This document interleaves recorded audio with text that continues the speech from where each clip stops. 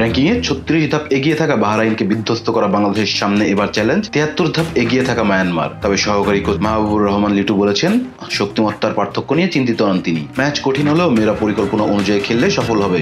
স্বাগতিকদের বিপক্ষে সেরাটা দেওয়ার বার্তা দিয়েছেন ঋতুপর্ণারাও।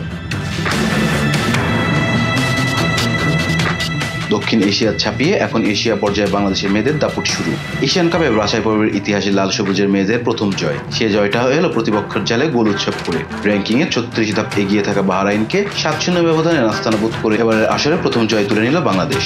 এশিয়ান পর্যায়ের বড় স্বপ্ন নিয়ে মাঠে নামে টানা ২ বারের সাবজয়ী দলটা। গ্রুপ পর্বে ৩ ম্যাচের ২টি এখনো বাকি। একটি ম্যাচে স্বাগতিক মিয়ানমারের বিপক্ষে লড়বে লাল সবুজ, আর পরের ম্যাচে তুর্কমেনিস্তানের মুখোমুখি হবে বাটলারের শিষ্যরা। মিয়ানমারের ইমগুয়েনে পৌঁছে প্রথম ম্যাচের আগে ৩ দিন অনুশীলন করে বাংলাদেশ। বাহরাইনের বিপক্ষে বড় জয়ে ফুরফুরে মেজাজে আছে পিটার বাটলারের দল। প্রথম ম্যাচে জয়ের পর দিন অনুশীলন না করলেও হোটেলের রিকভারি আর সুইমিং করে আফিদা, ঋতুপর্ণা, তাহুরারা ঘণ্টাখানিক স্ট্রেচিং করে এদিন সময় পার করেন দলের সবাই। পরের ম্যাচে স্বাগতিকদের বিপক্ষে নামে বাংলাদেশ। সেই ম্যাচে মাঠে নামার আগে নিজের সেরা প্রস্তুতি নিতে চায় বাটলারের দল, কেননা হোম ভেন্যুতে চেনা কন্ডিশন আর হোম ক্রাউডের বাড়তি সুবিধা পাবে মিয়ানমার। স্বাগতিকদের টেক্কা দিতে তাই অনুশীলন আর পরিকল্পনার কোনো ঘাটতি রাখতে চায় না বাংলাদেশ দল।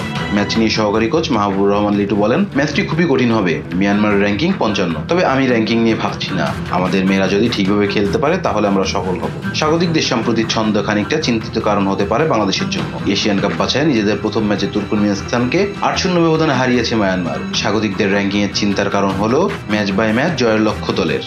মিডফিল্ডার ঋতুপর্ণা চাকমা বলেন, আমাদের প্রথম ম্যাচ শেষ এবং আমরা ভালো ফলাফল আদায় করে নিয়েছি। পরবর্তী ম্যাচের লক্ষ্য নিয়ে আমরা প্রস্তুতি নিচ্ছি। দ্বিতীয় ম্যাচের জন্য কোচ যে নির্দেশনাগুলো দেবেন আমরা কাজে লাগাবো এবং আমাদের সেরাটা দেওয়ার চেষ্টা করব। নিজের দ্বিতীয় ম্যাচে আজ মিয়ানমারের বিপক্ষে মাঠে নামবে বাংলাদেশ নারী ফুটবল দল।